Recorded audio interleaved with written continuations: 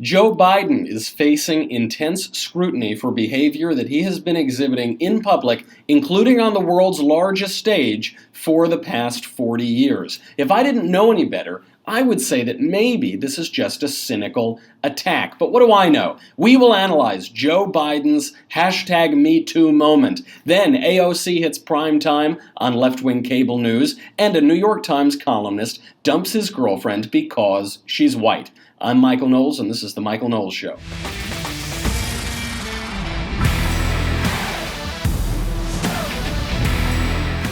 I can't believe you're going to make me defend Joe Biden. I know, I tweeted this out today. I said I'm going to be defending Joe Biden on my show. Be sure to tune in. They said, "Oh, Michael, that's a funny April Fool's joke." I said, oh, that adds insult to injury. I not only have to defend Joe Biden, I have to defend him on April Fool's Day, which seems like it's an April Fool's joke from me. Really, it's just an April Fool's joke from the news cycle making me defend him, because this latest spate of attacks saying that he's some sexual predator seems to me a little more cynical than it does some grand expose of a guy who's been in politics for 40 years. We will try to play fair, but first, let's make a little money, honey, with ZipRecruiter. Hiring can be very hard. Multiple job sites, stacks of resumes, a confusing review process. But today, hiring can be easy. All you have to do is go to that one place to get it done, ZipRecruiter.com/Knowles, Knowles. ZipRecruiter sends your job to over 100 of the web's leading job boards. But they don't just stop there. They don't just throw spaghetti at the wall. With their powerful matching technology, ZipRecruiter scans thousands of resumes to find people with the right experience and invite them to apply to your job. As applications come in, ZipRecruiter analyzes each one and spotlights the top candidates so you never miss a great match. ZipRecruiter is so effective that 80% of employers who post on ZipRecruiter get a quality candidate through the site within just the first day. Right now, my listeners get to try ZipRecruiter for free at the exclusive web address, ZipRecruiter.com/Knowles, Knowles. ZipRecruiter.com/Knowles, Knowles. ZipRecruiter.com/Knowles. ZipRecruiter, the smartest way to hire. Creepy Uncle Joe. The question is Joe Biden some long-standing sexual assailant who's been operating right under our nose for the past 40 years, or is he being attacked through the Me Too movement by other jealous politicians who want to kick him out of the 2020 race? That is the question. Look, I am more than happy as a conservative to sit back and watch the left destroy itself. I am more than happy to see a bunch of mud slung on Joe Biden, because I don't like Joe Biden, because Joe Biden is an awful, cynical politician. He's dreadful. He's a demagogue. He has stoked racial division, among other sorts of division. I don't like Joe Biden. But I have to be fair, and I think that this attack is BS. It's not an April Fool's joke, that's really what I think.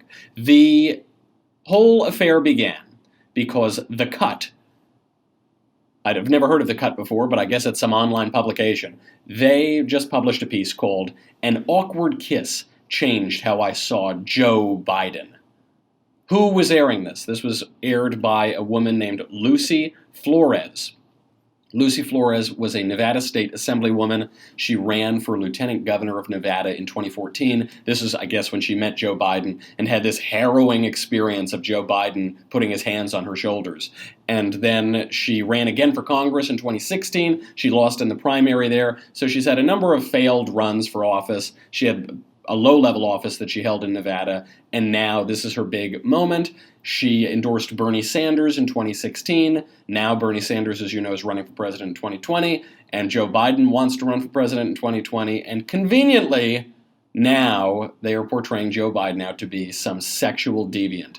Here is what she wrote, quote, "As I was taking deep breaths and preparing myself to make my case to the crowd," she was about to go on stage at a political event, "I felt two hands on my shoulders. I froze. Why is the Vice President of the United States touching me? I felt him get closer to me from behind. He leaned further in and inhaled my hair. I was mortified. I thought to myself, I didn't wash my hair today, and the Vice President of the United States is smelling it. And also, what in the actual F?" I'll just take a pause from reading this. What a stupid phrase this is that you hear people. They say, what the actual F? First of all, if you're a public figure, don't put swear words in print. It's unbecoming, it's very undignified, and it's stupid. It makes you sound stupid. Don't do it. But to say what the actual F is such a trite, empty, it takes an empty statement and makes it emptier. Somehow, I don't know how, it's like negative space is occupied by that statement. It's so awkward, it's so millennial, it's just terrible. It's an awful phrase. And so she uses this. This woman who wants to be lieutenant governor and congressman or whatever, she uses this stupid language. Then she gets to the point, though. Why is the Vice President of the United States smelling my hair? He proceeded to plant a big, slow kiss on the back of my head. My brain couldn't process what was happening. I was embarrassed. I was shocked. I was confused. There is a Spanish saying, trágame tierra. It means earth, swallow me whole. I couldn't move and I couldn't say anything.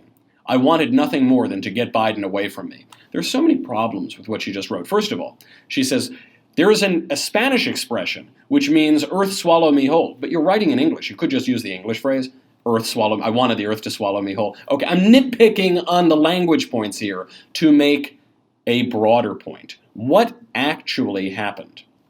She was at a political event. Joe Biden comes up behind her, puts his hands on her shoulders, smells her hair, which is pretty weird, and then gives her a kiss on the back of the head. Not a kiss on the back of the neck, not a kiss on the cheek, not a kiss on the lips. He doesn't turn her down like they just won World War II and he plants a big wet one in the French style. No, little kiss on the back of the head.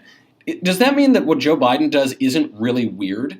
No, it is really weird. Does it mean that Joe Biden doesn't get a little too much in people's comfort zones and in their personal space? Yeah, he obviously does. How do we know that he does this? Because he's been doing it for years and years and it's become a big joke on TV. But the question is, what actually happened here? Listen to her language. I froze. I was mortified. What the actual F? I was confused. I was shocked. The earth should swallow me whole. Why? Because some guy put his hands on your shoulders? Give me a break. Here is Lucy Flores going on CNN to talk about her harrowing 2 hands on her shoulder from the vice president.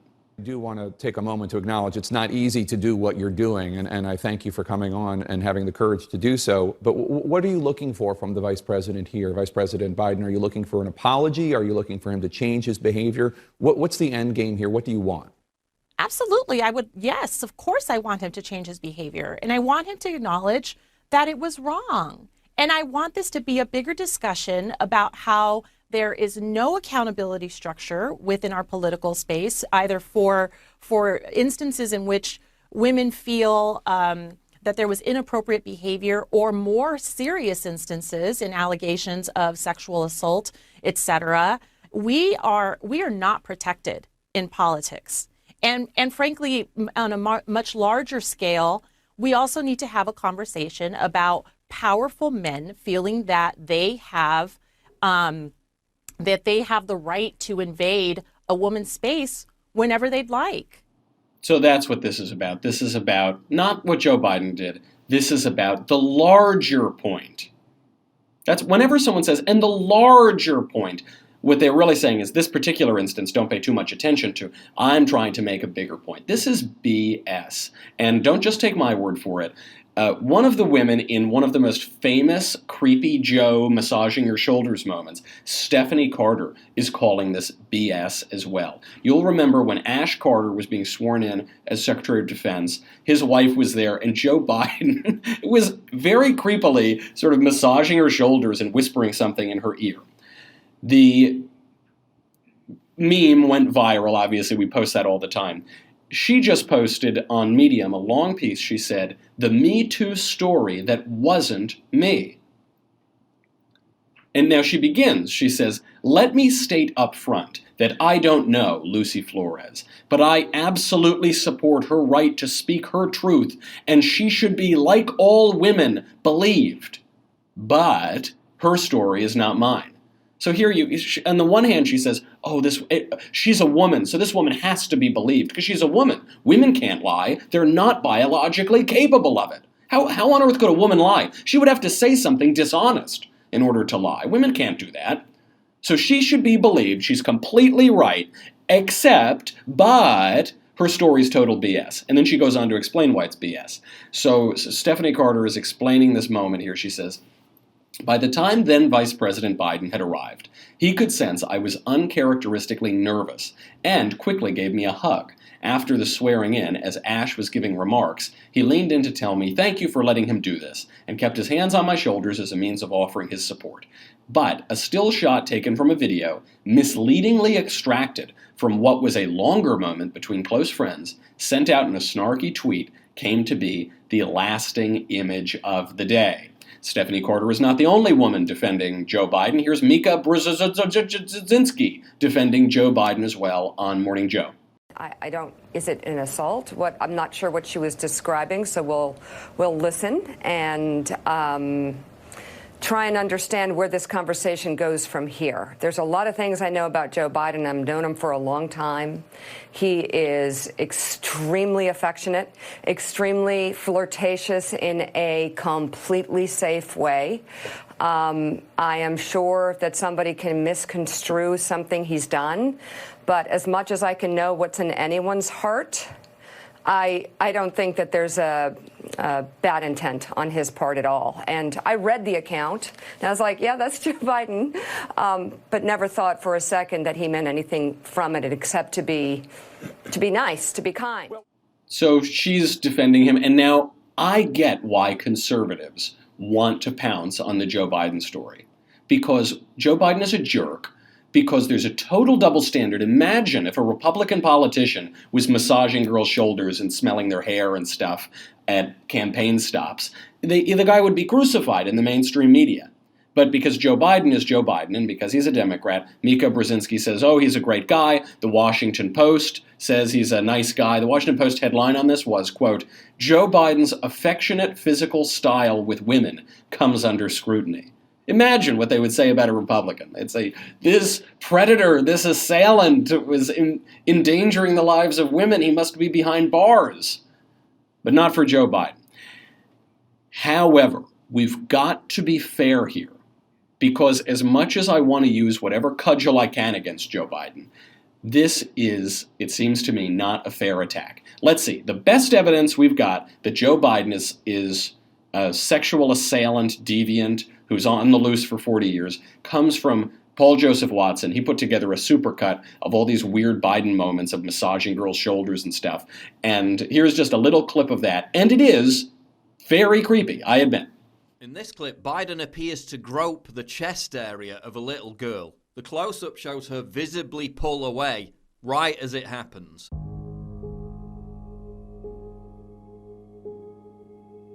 But I'm sure that's completely normal. Biden seems to have a thing for touching, smelling, and stroking girls' hair, as seen in this clip.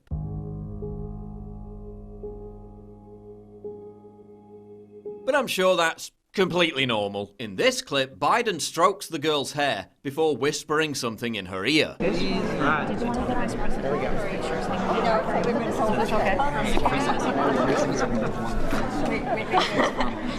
He then asks for a picture with the girl alone. Can I have one with just alone? Very good.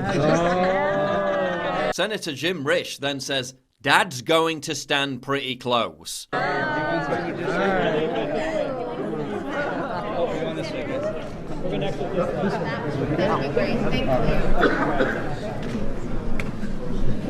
going to stand pretty close.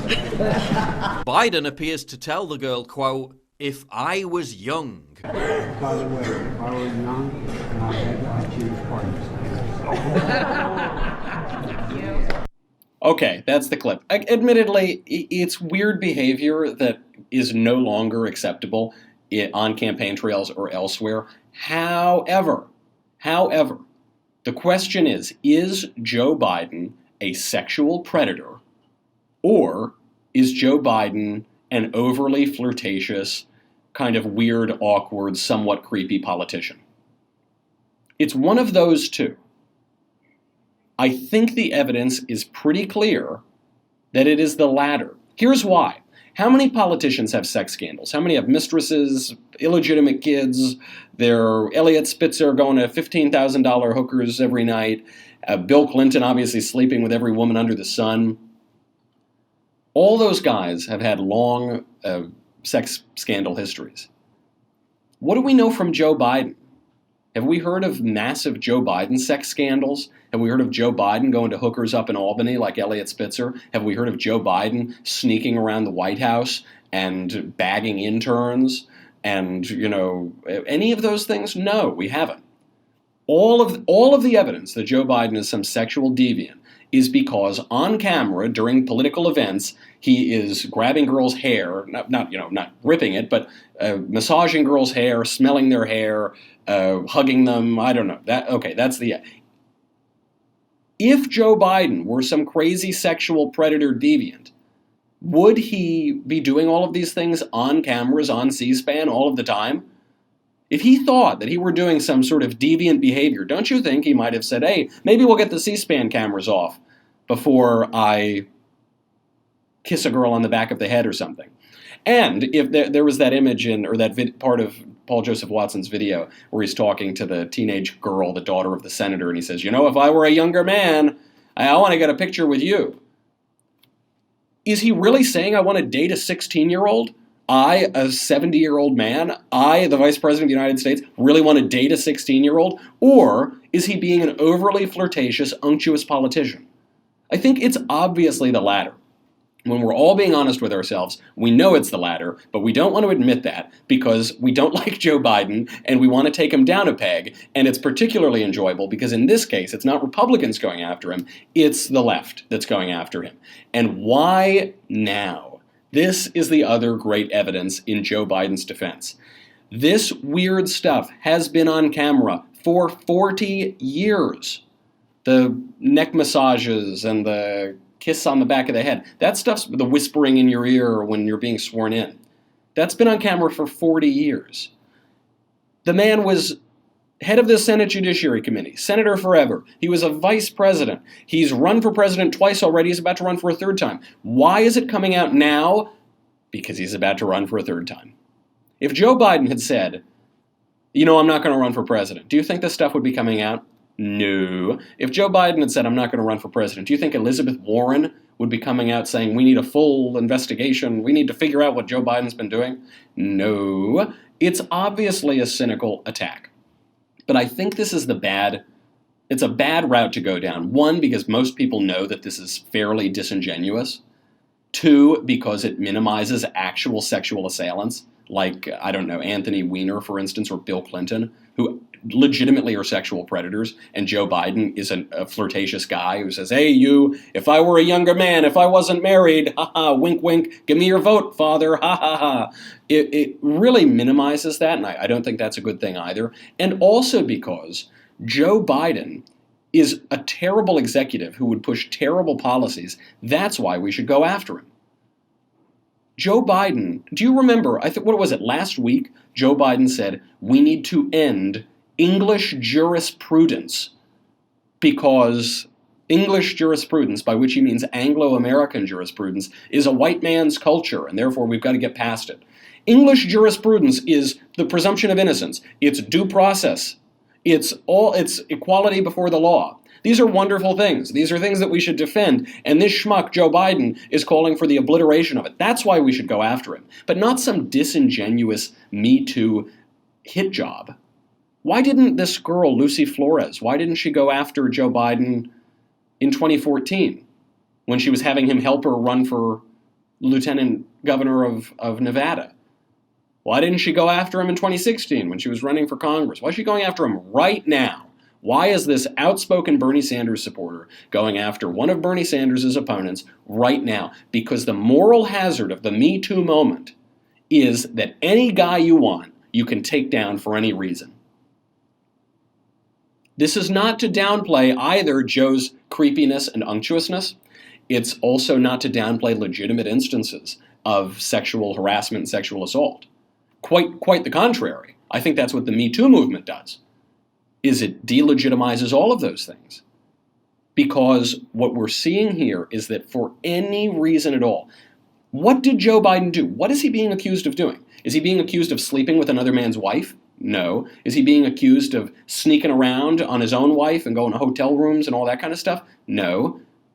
He's being accused of putting his hands on people's shoulders and smelling their hair, super weird but not sexual assault, and kissing them on the head sometimes. Also, if you were kissing him on the mouth, that's one thing, but when you see your grandfather, your grandfather might give you a little kiss on the head. That's a sign of affection.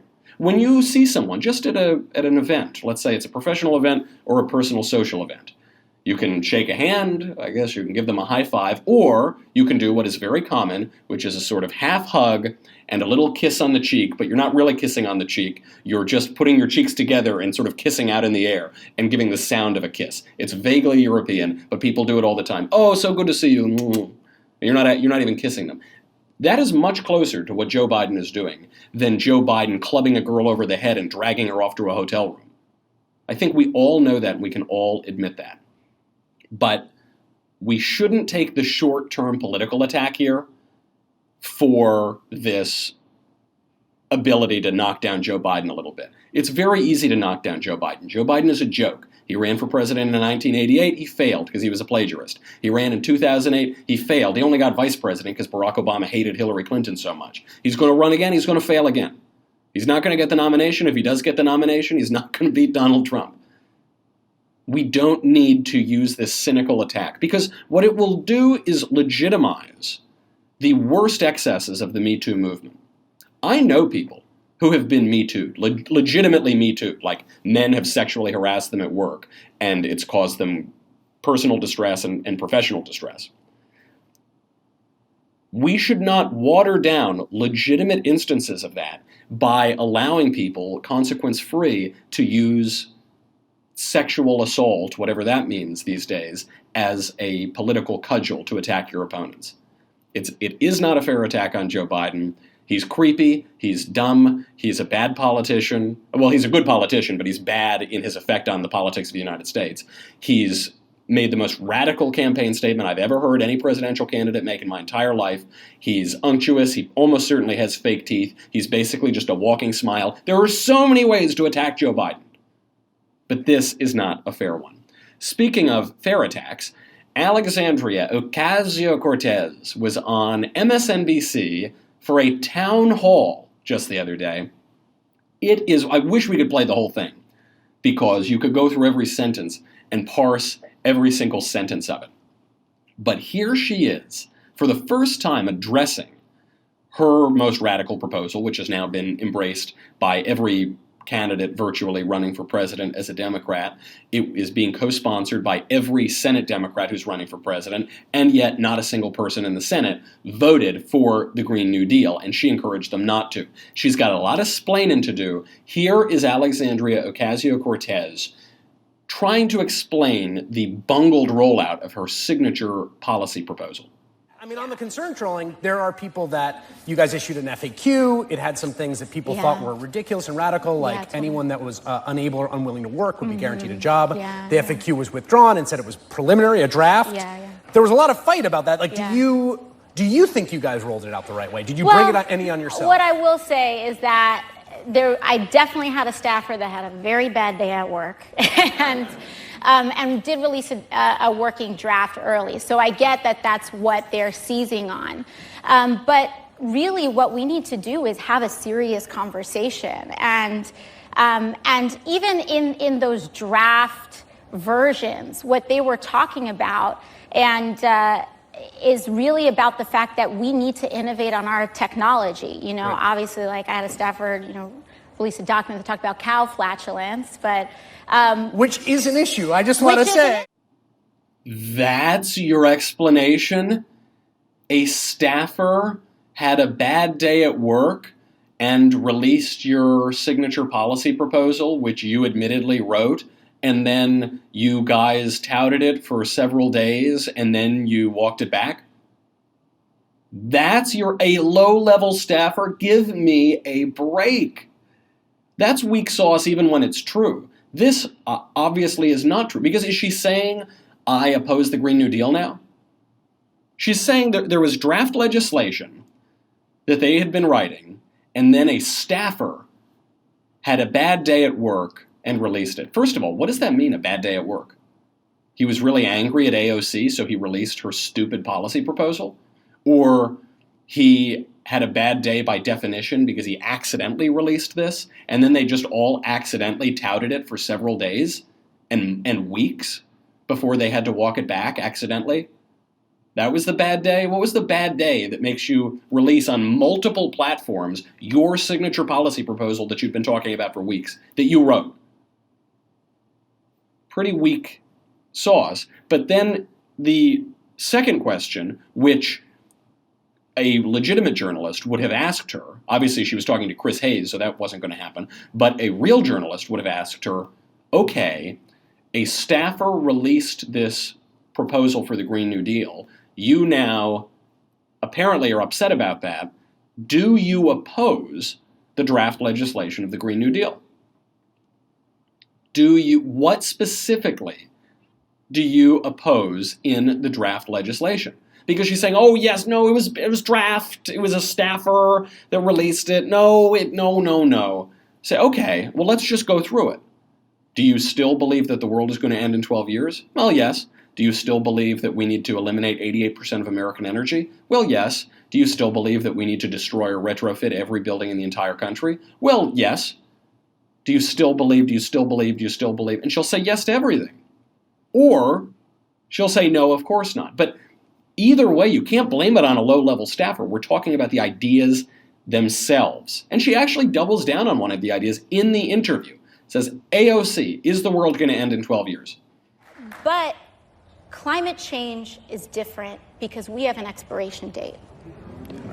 And the IPCC report says we've got 12 years to turn it around. Yeah. 12 years. So my concern is that we are going to be the frog in the pot of boiling water. And we are going to debate and debate and debate and debate and debate. And then when we actually finally pass something, it is a wimpy carbon tax and our kids are doomed. The threshold now is, we got 12 years to cut emissions in half. And if you want to jump into that debate, great. That's what the debate is.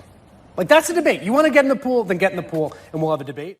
Wait. AOC is just saying that now we are going to die in 12 years. The UN says it. We're all going to die. We're the frog in the water. And we need to pass major sweeping legislation now. And her fear is that debate will take too long and will water down the legislation so that we won't be able to save the planet.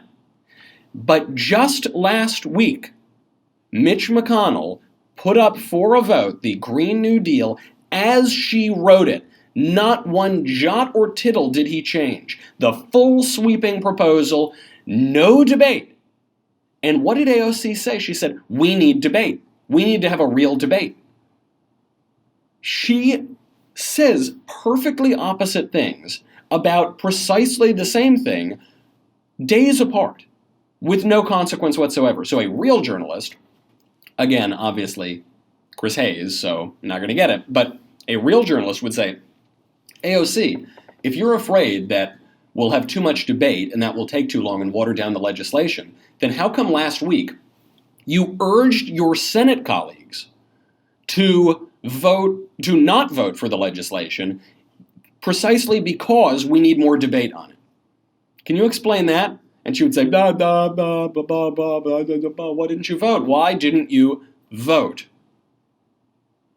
We'll get to her explanation of the cost, by the way. We'll get to her explanation of how sweeping it's going to be in just 1 second. Then we've got to get to Unplanned, a fabulous pro-life movie that is absolutely killing it at the box office. That was a pretty dark pun, completely unintended. But it's doing great at the box office. The critics hate it. Audiences love it. The entire social media apparatus is trying to shut it down, and it's winning anyway. And then, if we have time, we'll explain why a New York Times columnist dumped his girlfriend because she's white.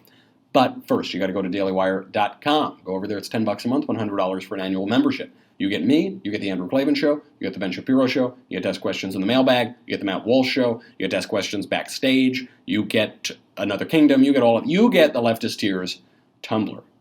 Don't wait. I know that you want to debate this with your significant other. You want to debate this with your spouse. You say, should we pay the $10 a month? Should we not pay? Debate. And then there is a ticking time bomb here, folks. Because if you don't get that Tumblr in time, you're going to drown in leftist tears. We need action now. Go to dailywire.com and subscribe. We will be right back.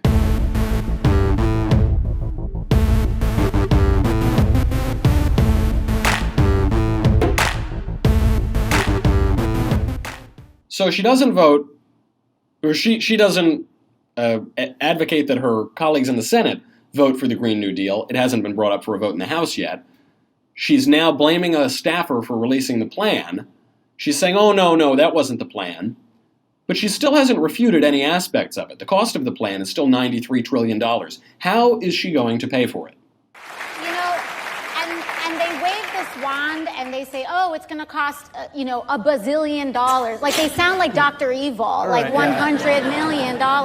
And how about we start by fully funding the pensions of coal miners in West Virginia? How about we start by rebuilding Flint?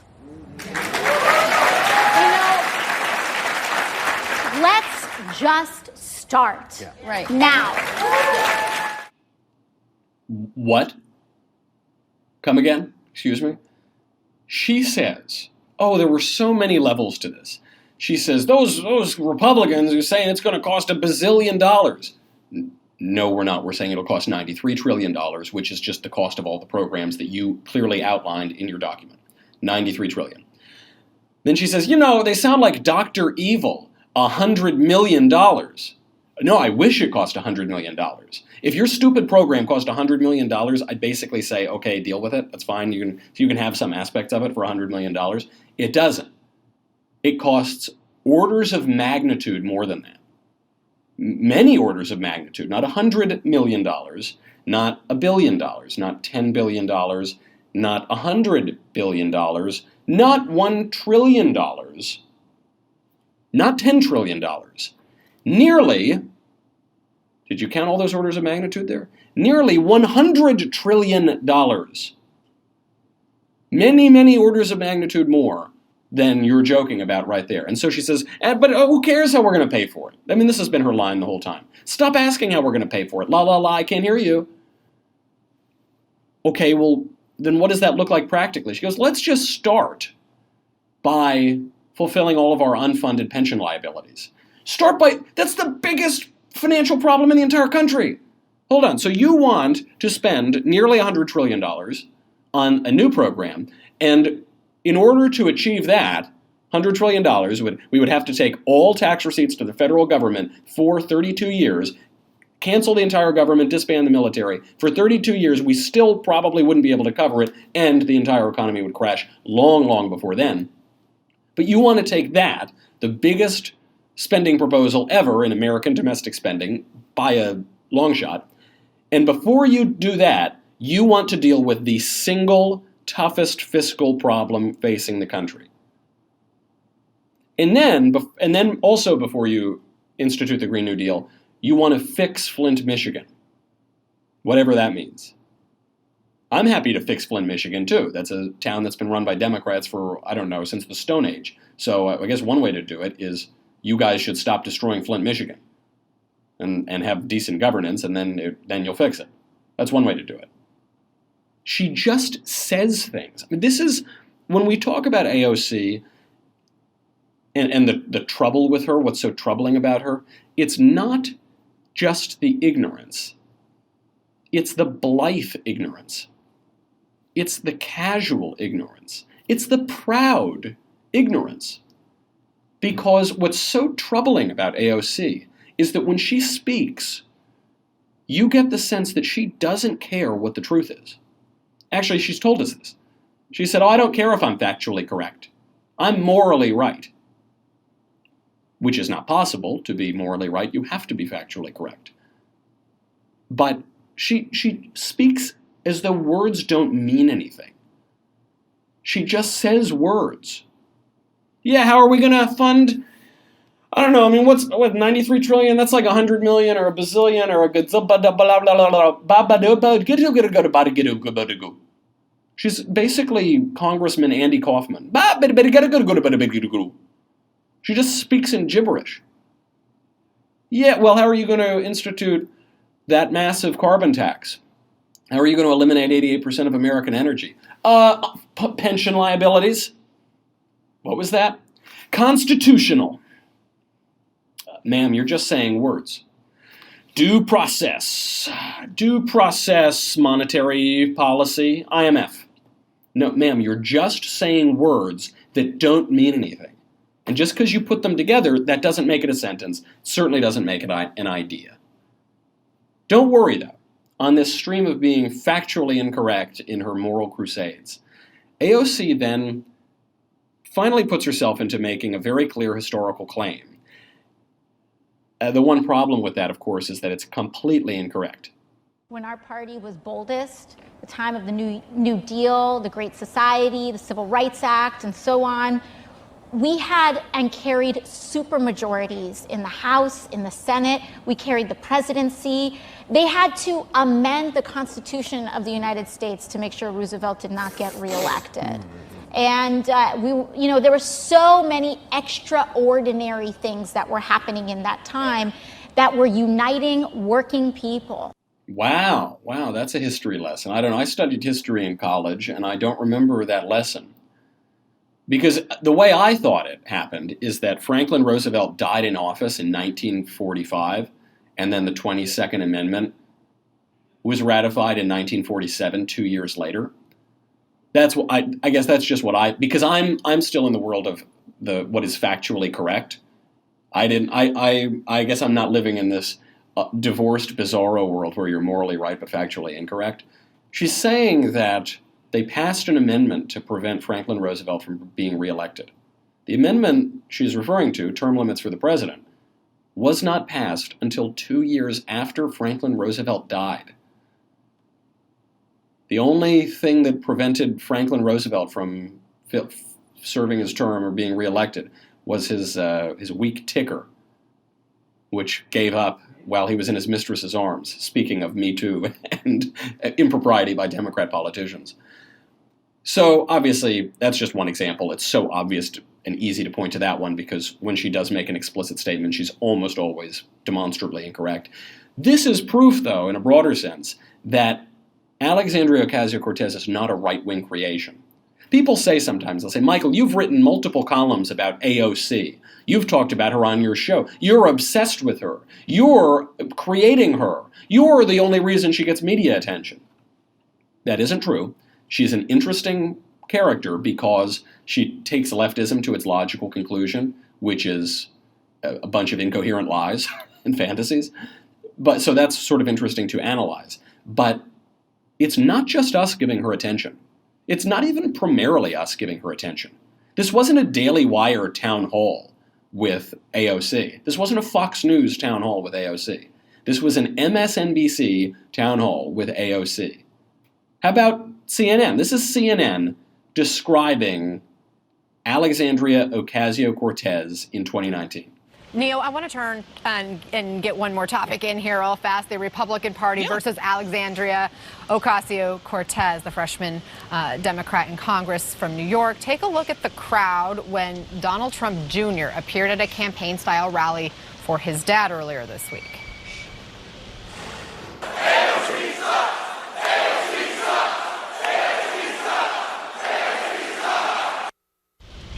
They are chanting her initials. You heard the word that followed. And today, Ocasio-Cortez responded by saying this is a pattern among those on the right, including the president. And she added that the president doesn't have another woman, Hillary Clinton or whoever else, to vilify anymore.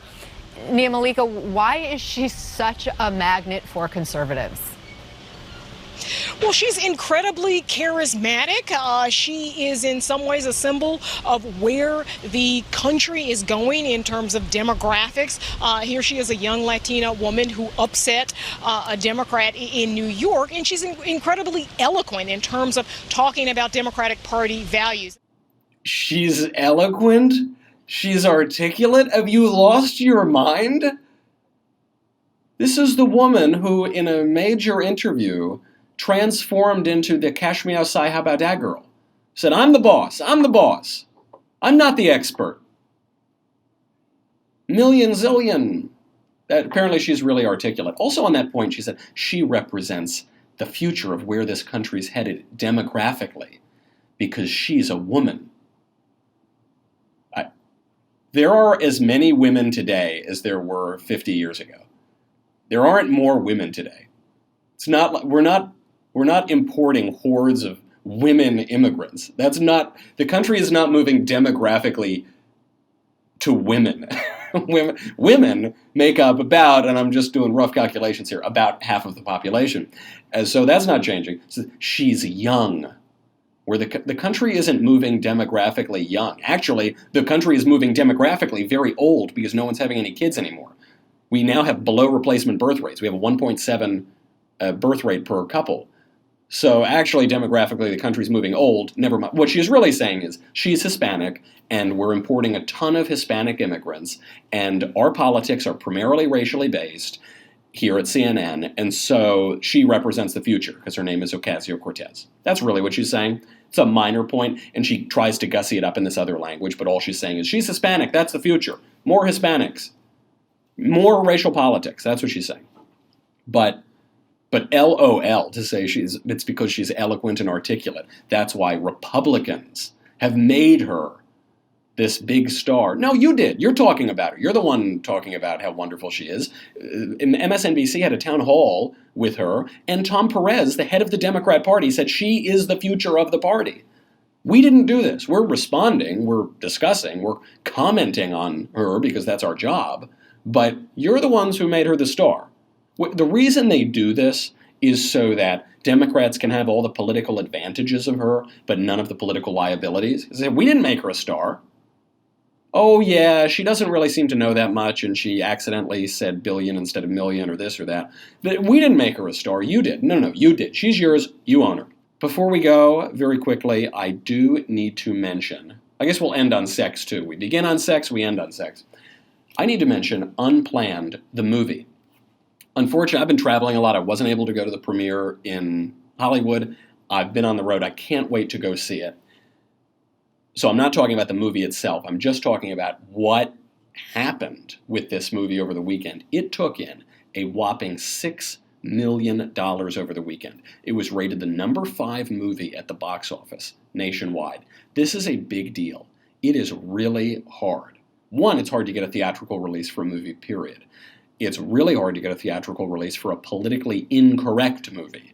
A movie that does not hold the Hollywood leftist line, which Unplanned, a essentially pro-life movie, a movie presenting the pro-life arguments, is. That's obviously politically incorrect. It got an R rating. Why does it have an R rating? Because it deals with abortion in a pro-life manner. If it had dealt with abortion in favor of that, do you think it would have gotten an R rating? I don't think so. Twitter suspended the movie's account over the weekend. They are doing everything they can to push this thing down. Rotten Tomatoes, the critics on Rotten Tomatoes gave it a 53%.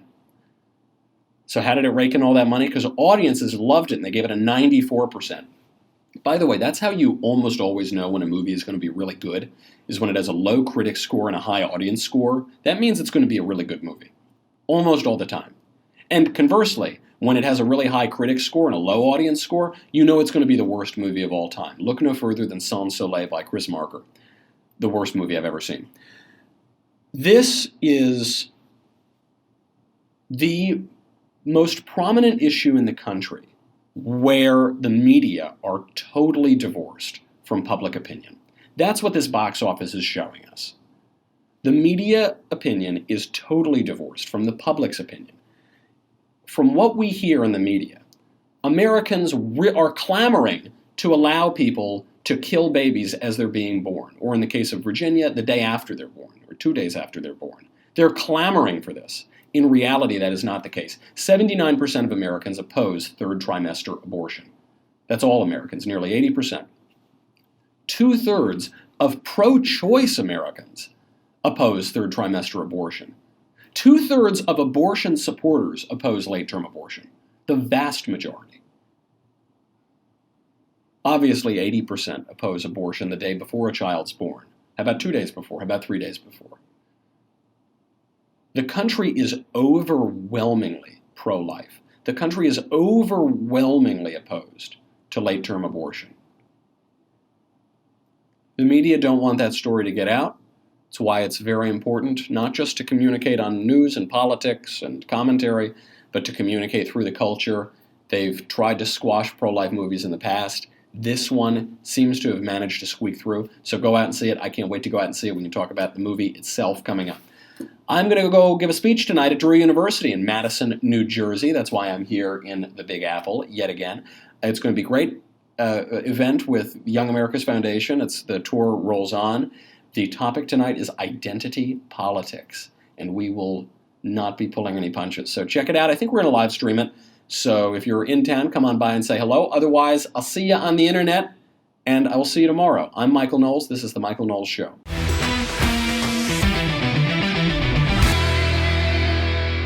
The Michael Knowles Show is produced by Robert Sterling.